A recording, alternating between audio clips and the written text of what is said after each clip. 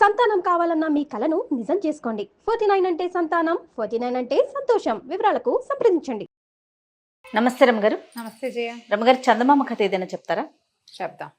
పాము పెళ్లి కొడుకు. బాగుంది. పాము పెళ్లి కొడుకుగా మారటం బాగుంది కదా. కదా పేరు భయపెడుతున్నారు రమగారు. కొంచెం భయంగా ఉంటుంది కానీ బాగుంది కదా. ఓ రుద్రపురం అనే ఓ నగరానికి రాజుగారు ఉండేవారు. ఓ రాజు, ఆయనకి చాలా కాలం పిల్లలు పుట్ల. పూజలు, పునస్కారాలు, తీర్థాలు, క్షేత్రాలు ఎన్ని తిరిగారో, ఎన్ని పూజలు చేశారు, హోమాలు చేశారు, అవి చేశారు, ఇవి చేశారు, సంతానం కలగలేదు. ఊళ్ళో జనమంతా వారసుడు ఎప్పుడు వస్తాడని ఆ నగర ప్రజలంతా చూసుకుంటూ ఉండేవాళ్ళు. అయితే రాజుగారి భార్య ఎప్పుడు దిగాలుగా ఉండేదిట, పిల్లలు కలగలేదని. ఆ దేశంలో రాజుగారు ద్వితీయ వివాహం చేసుకునే విధానం లేదు, లేకపోతే ఇంకో పెళ్లి చేసి పారేసేవాళ్ళే. అదే కదా, అక్కడ అది లేదు. ఈవిడ ఇలా దిగులుగా ఉండి ఒకరోజు ఏమైందట, ఉద్యానవనంలో ఒక్కతే ఒంటరిగా దిగులుగా మధ్య మధ్యలో కళ్ళనీళ్ళు పెట్టుకుంటూ తిరుగుతుంటే ఒక ఎండిపోయిన చెట్టు కింద, ఎండుగా ఉన్న చెట్టు కింద ఒక ముసిలి మామ కూర్చుందట. బోసిపళ్ళు, పళ్ళు కూడా లేవు, మహాముసలిది ఆ చెట్టు కింద కూర్చునుంది.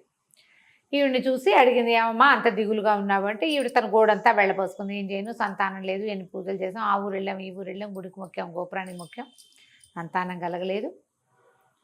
ఎవరైనా బాగున్నావా అని అడిగితే, ఇంకా ఇలాగే ఉన్నావా అని అడిగినట్టే అనిపిస్తోంది నాకని ఇట్లా గోడంతా చెప్పుకుంటే ఈవిడ ఏం చేసింది, బాగా ఆలోచించి ముసలావిడంది, అమ్మాయి మరే మీ ఒక బంగారు పాత్ర తీసుకొచ్చి ఈ ఉద్యానవనంలో చివరిగా ఈశాన్య మూలగా సూర్యుడికి పాత్రను చూపించి బోర్లే. ఒక రోజు ఆగి దాని మూతతి 2 పువ్వులు ఉంటాయి, దాని కింద 2 పువ్వులు పూస్తాయి. ఒక చెట్టు 2 పువ్వులు పూస్తాయి. ఆ పువ్వుల్లో తెల్ల పువ్వు రెక్కలు తింటే మగపిల్లలు పుడతారు, ఎర్ర పువ్వు రెక్కలు తింటే ఆడపిల్ల పుడుతుంది. 2 రెక్కలు తినద్దు, ఏదో ఒక పువ్వు రెక్కలు తిను, నీకు సంతానం కలుగుతుంది అని చెప్పింది. సరే, ఈవిడేం చేసింది, లోపలికి వెళ్ళి స్నానం చేసి పూజ చేసుకుని ఓ బంగారపు గిన్నె పుచ్చుకొని దీంట్లోకి వచ్చింది, ఉద్యానవనంలోకి వచ్చింది. వస్తే ఈశాన్యంలో ఒక చిన్న గింజ ఒకటి మొలకెత్తుతూ కనపడింది, ఖాళీగా ఉంది. ఆ మొలకెత్తుతున్న గింజ మీద ఈవిడ గిన్నె బోర్లు ఇచ్చేసింది. సూర్యుడికి చూపించి దండం పెట్టుకుని సూర్యుడికి ఆ పాత్రని బోర్లు ఇచ్చింది. మర్నాడు పొద్దునొచ్చి పాత్ర ఇంట పైకి తీస్తే ఆ చిన్న నిన్న మొగ్గ ఊరికే ఇంత గింజ ఉంది కదా, అది ఇంత ఎత్తున మొలిచి అంత అయ్యి దానికి 2 పువ్వులు ఇట్ట పూసినాయి. ఆశ్చర్యపోయింది. చూస్తే ఒక ఎర్ర పువ్వు, ఒక తెల్ల పువ్వు మహా ముద్దొస్తున్నాయి, ఎంత ముద్దుగా ఉన్నాయి, బుజ్జి పువ్వులు. ఈవిడేం చేసింది, తెల్ల పువ్వు రెక్కలన్నీ తుంపి నోట్లో వేసుకుంది. రాజుగారికి కొడుకు కావాలి, ఈ రాజ్యానికి కొడుకు కావాలి కదా అని ఆలోచించి ఆ తెల్ల పువ్వు రెక్కలు వేసుకున్న తర్వాత ఎర్ర పువ్వు వదల బుద్ధి కాల. ముసలావిడ ఏం చెప్పింది, 2 పువ్వులు తినద్దు అందా, క్లియర్ గా చెప్పింది. చెప్పినా సరే ఏం చేసింది, ఆ ఎర్ర పువ్వు రెక్కలు కూడా తినేసింది. అయ్యో, గిన్నె పుచ్చుకొని లోపలికి వెళ్ళిపోయింది. కొన్నాళ్ళకి గర్భవతి అయింది. సరే, నొప్పులు వచ్చే సమయానికి ఏమైంది, దాదులు వాళ్ళు వీళ్ళు అందరిని పిలుచుకురావడానికి వచ్చేసరికల్లా ఈవిడ పెద్ద నొప్పి వచ్చి ఉన్నట్టుండి లోపల నుంచి ఒక పాము బయటపడింది, ఇంత పాము పిల్ల.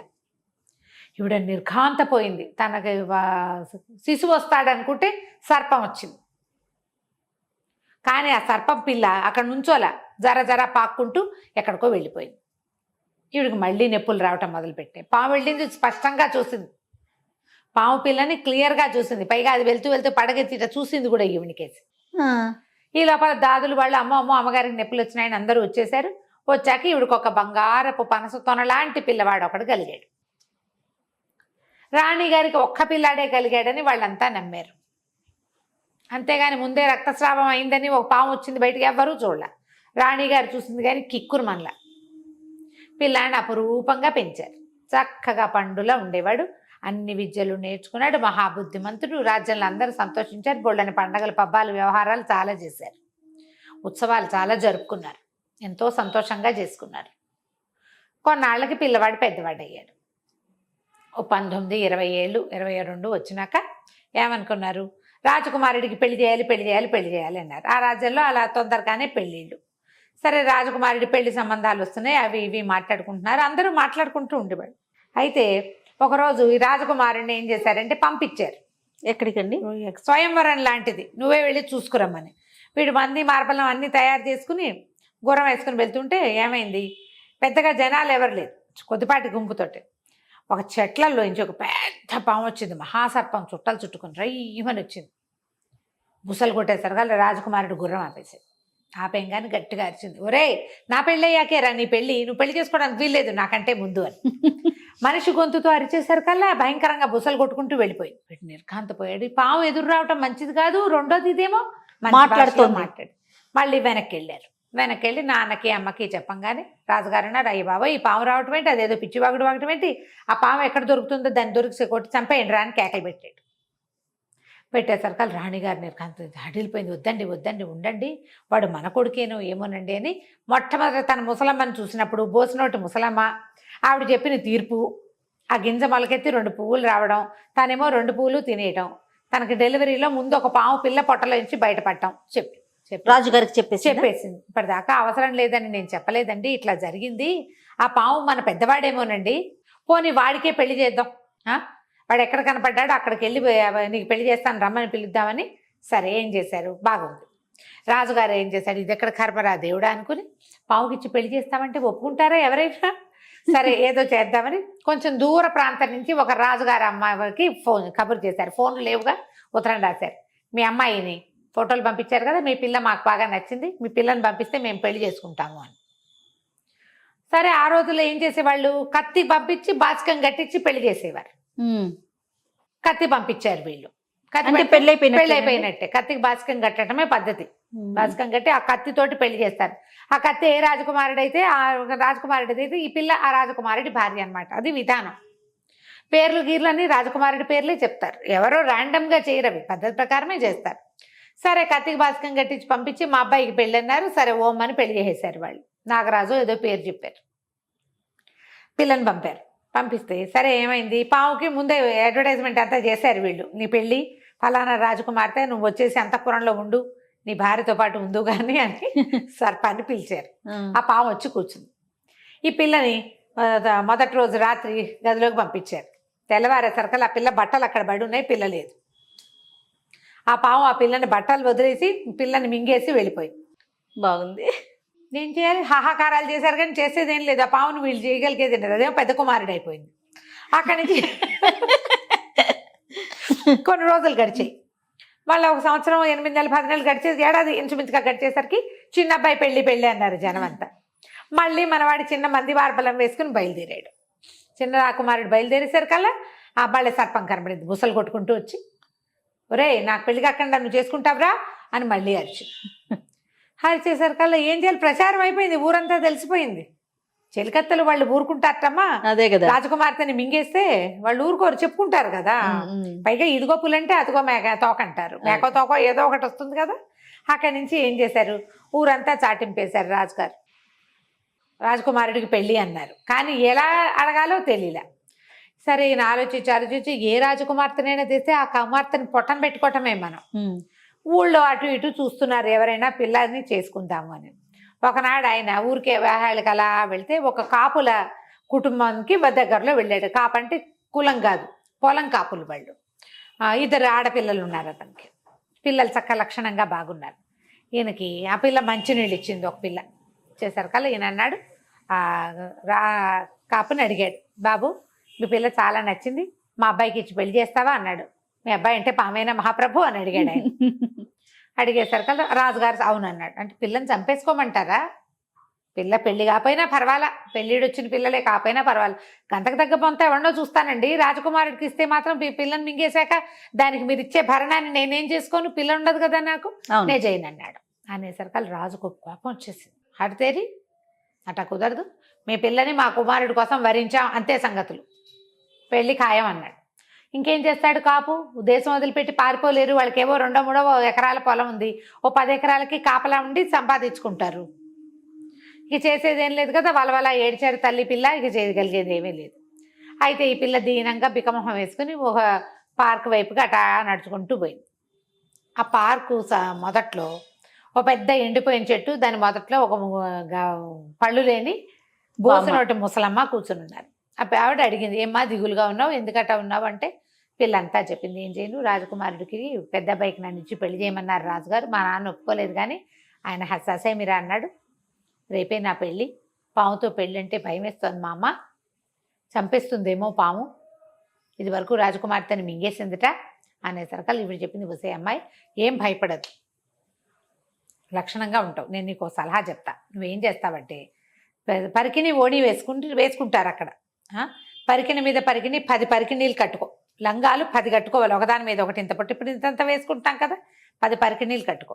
తర్వాత రాజుగారికి ఏం చెప్తామంటే, నా గదిలో రాజకుమారుడితోటి నేను గదిలోకి వెళ్ళినప్పుడు ఆ గదిలో ఓ పెద్ద సున్నపు నీరున్న తొట్టె, పాలున్న తొట్టె, 10 పేంబెత్తాలు పెట్టాలని చెప్పు. ఒక సున్నపు నీరు తొట్టె ఒకటి, పాలు పోసిన తొట్టె ఒకటి, 10 పేంబెత్తాలు. ఇవి లేకపోతే కుదరదని చెప్పు. వాళ్ళు కూడా ఒప్పుకుంటారు, అవన్నీ పెట్టిస్తారు. నువ్వేం చేస్తావంటే 10 లంగాలు కట్టుకున్నావు కదా, నువ్వు లోపలికి వెళ్ళాక సర్పం మాట్లాడుతుంది నీతోటి, లంగా విప్పు అంటుంది. నువ్వేమంటావు, నువ్వు నీ కుబుసం విడిచేసేయి, అప్పుడు నేను లంగా విప్పుతాను అని చెప్పు. వస్త్రం విడిచేయమని చెప్తుంది అది. ఓకే, వస్త్రం విడిచేయమంటే నువ్వు కూడా నీ వస్త్రం, పాముకి వస్త్రం ఏంటి, దాని కుబుసం విడిచేయమని చెప్పు. విడిచేస్తుంది. మళ్ళీ నిన్ను విప్పమంటుంది. నువ్వు ఇంకోటి, నువ్వు 10 లంగాలు కట్టుకుంటావు. పాముకి అతి కష్టం మీద 7 లేదా 8 కుబుసాలు ఉంటాయి, పల్చటి పొరలు. ఆ 8 కుబుసాలు ఉడిచేసరికి చచ్చేంత పని అవుతుంది దానికి. అది ఏమన్నా సరే నువ్వు లొంగద్దు, నువ్వు కూడా కుబుసం విడిస్తేనే నేను ఇది విప్పుతానని చెప్పు. వస్త్రాలతో అది నిన్ను మింగలేదు, అందుకే వస్త్రం విప్పమని చెప్తుంది. 8 వస్త్రాలు వేసరికి చచ్చినట్టు అయిపోతుంది. నువ్వేం చేస్తావంటే ఆ పేంబెత్తాలు పక్కన ఉన్నాయి కదా, వాటిని సున్నపు నీటిలో ముంచిపెట్టు. సున్నపు నీటిలో ముంచిన బెత్తాలతోటి చిత కొట్టేసేయి పాముని. ఓ బెత్తం విరిపోతే ఇంకో బెత్తం తీసుకో, ఏం పర్వాలేదు. అది చచ్చినట్టు అయిపోవాలి, కదలకండా. ఆ తర్వాత దాన్ని ఎత్తి ఆ పాలతో కడుగు, అప్పుడు ఏం జరుగుతుందో చూద్దువుగాని అని చెప్పి. సరే, ఈ పిల్ల వాళ్ళ నాన్నకి ధైర్యం చెప్పింది. నాన్న మంచి ఉపాయం ఉంది, నువ్వేం కంగారు పడకు, నేను చెప్తాను. తెల్లవారితే పెళ్ళి. ముందు రోజే రాత్రిగా వాళ్ళ పొద్దున ఈ వ్యవహారం జరిగింది. ఈ అమ్మాయి ఏం చేసింది, రాజుగారికి వాళ్ళ నాన్నతో కబురు చేసింది, నా గదిలో ఒక సున్నపు నీళ్ళ తొట్టె, ఒక పాల తొట్టె, 10 పేంబెత్తాలు పెట్టించండి అని. ఎందుకండి అన్నాడు. మా అమ్మాయి అడిగింది, అంతే, ఇంకా అంతే. ఇప్పుడు కాబోయే యువరానికి ఆవిడ ఏదడిగితే చెయ్యొద్దు. అదే సరే, ఒక పెద్ద అంతఃపురంలో వాళ్ళ గదిలో ఓ సున్నపు నీళ్ళ తొట్టె, ఓ పాల తొట్టె పెట్టారు, 10 బెత్తాలు పెట్టించారు. అక్కడి నుంచి వస్త్రాలు పంపిస్తే, నాకు ఇవి చాలు, 10 లంగాలు కావాలని అడిగింది. వాళ్ళు ఏం చేశారు, 10 లంగాలు పంపించారు. పెళ్ళైపోయింది. సాయంకాలం దాకా ఏవో విందులు వినోదాలు, ఊళ్ళో అందరు భోజనాలు చేశారు. చీకటి పడ్డాక పిల్లల్ని సమాగమానికి పంపిస్తారు కదా, పాము పోయి లోపలికి వచ్చింది. పిల్లని పంపారు. ఈ పిల్ల ఏం చేసింది, లోపలికి వెళ్ళే ముందు తన కోసం పెట్టిన 10 లంగాలు ఒక లంగా మీద ఒక లంగా చొప్పున కట్టేసుకుంది, మొత్తం లంగాలని. ఆ గదిలోకి వెళ్ళగానే పాము భయంకరంగా బుసలు కొట్టింది. దీన్ని చూసి ఉడికిపోతోంది పిల్ల, భయం వేసేస్తోంది దానికి. కానీ ఏమన్నది, నిశ్శబ్దంగా నుంచి పాము గట్టిగా అరిచింది, లంగా విప్పేసేయి అని, వస్త్రం విప్పేయమని అరిచింది. అరిచేసరికల్లా ఇదంతే, నేను ఎందుకు ఇప్పాలి, నువ్వు కూడా విప్పు అయితే అన్నది. అనేసరికల్లా పాము బుసలు కొట్టింది. పిల్ల బెదర్ల, భయం వేస్తోంది లోపల. కానీ ఏమంది, నన్ను ఇప్పమన్నావు కదా, నువ్వు కూడా విప్పు అనేసరికల్లా పాము గబగబా తన కుబుసం విడిచేసింది. మొదటి కుబుసాలు స్పీడ్గా వెళ్ళిపోతాయి. పిల్లని మళ్ళీ బట్టలు విప్పమని గట్టిగా కేకలు పెట్టేసరికల్లా ఇది ఇంకో లంగా విప్పింది అమ్మడు.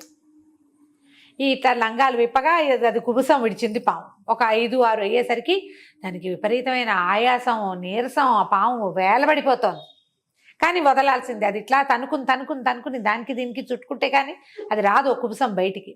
ఆ 8వ కుబుసం విడిచేసరికల్లా పాము చచ్చినట్టు అయిపోయింది. ఈ పిల్ల అది కదలటలేదు, ఇంకా బుసలు కొట్టట్లా, అరవట్లేదు. చూసుకుని నీళ్ళలో పడేసి పెట్టింది బెత్తాలని. బెత్తం తీసి చిత కొట్టేసింది, మాంసపు ముద్దలాగా కొట్టేసింది దాన్ని. 2-3 కర్రలు విరిగిపోయినాయి. అక్కడి నుంచి ఏం చేసింది, మొత్తం ఇది కదలటలేదు, ఇక లేదు, ఈ ముద్దలాగా ఉంది. దాన్ని మొత్తాన్ని ఇట్లా పోగు చేసి తీసుకెళ్ళి ఆ పాలు దాంట్లో పడేసి కడగబోయింది. ఇట్లా గట్టిగా కడిగేసేసరికల్లా ఇది చేతులు పెట్టి చేయి యువతలకి తీసేసరికల్లా హా అని ఆవలిస్తూ అందులోంచి ఒక రాజకుమారుడు లేచి కూర్చున్నాడు. చిన్న గోచి ఉంది బడి వంటి మీద, ఇంకేం లేదు. ఒళ్ళు విరుచుకుని లేచి అందులోంచి దిగాడు. ఆ పాల తొట్టిలో నుంచి దిగంగానే ఈ అమ్మాయి ఏం చేసింది, అక్కడ ఉండే తువ్వాలేదో చూసి ఓ తువ్వాలు అతన్నాడు, ఊళ్ళంతా పాల తుడిచేసింది. వెళ్ళిపోయి మంచం మీద పడుకొని నిద్రపోయాడు. ఆవులిచ్చుకుంటూ వచ్చాడు, నిద్రపోయాడు. మర్నాడు పొద్దున రాజుగారు వాళ్ళంతా ఇంకేందుకు, కోడలు చచ్చేపోతుంది వీళ్ళకి తెలుసు పాపం. తలుపు తీసేసరికల్లా ఏముంది, అమ్మాయి ఓ పక్కన చక్కగా హాయిగా నిద్రపోతోంది. ఈ మంచం మీద ఒక పొడుగ్గా ఉన్న తెల్లగా ఉన్న ఒక రాజకుమారుడు పడుకుని ఉన్నాడు. వాడు డిట్టో వీళ్ళ దగ్గర ఉన్న వాడిలాగానే ఉన్నాడు. అందరూ ఆశ్చర్యపోయారు. రాజుగారు రాణిగారు చాలా సంతోషించారు. కుర్రాడిని నిద్ర లేపితే అమ్మ నాన్న తమ్ముడు అని మామూలుగానే ఉన్నాడు. వాడికి ఇవన్నీ తెలుసు. ఓహో ఆ సర్పరూపంలో అక్కడక్కడే తిరుగుతూ ఉండేవాడు. వాడికి చెలికత్తెలు తెలుసు, దాసదాసిగణం తెలుసు, సైనికులు తెలుసు, ఇత్తన పెళ్ళామని తెలుసు. అక్కడి నుంచి రాజకుమారుడికి చక్కగా జలకాలాడిచ్చారు, మంచి వస్త్రాలు కట్టబెట్టారు. వాడి శాప విమోచనం అయిపోయింది. ఆ ముసలమ్మ వద్దన్నందుకు చేసినందుకు వాడికి ఈ పని అయిందనమాట. అవునవును. అక్కడి నుంచి రాజుగారు చిన్న అబ్బాయి అన్నాడు, నాన్న ఎంత పని చేసింది వదిన, చూడు మన అన్నయ్యని మనకి సజావుగా సర్పరూపంలో ఉన్నవాడిని మనిషిని చేసింది. ఇంతకంటే గొప్ప భార్యని నేను ఎక్కడ తెచ్చుకోగలుగుతాను? వీళ్ళ చెల్లెల్ని నేను కూడా పెళ్లి చేసుకుంటా. కాపు అమ్మాయే మనకి రాజకుమార్తెలు అక్కర్లేదని ఆ కాపుగారి రెండో కూతుర్ని రెండో రాజకుమారుడు పెళ్లి చేసుకున్నాడు. ఓ కథకంచికి మనం ఇంటికి. చాలా బాగుంది రమ్మగారు. నమస్తే. నమస్తే జయ.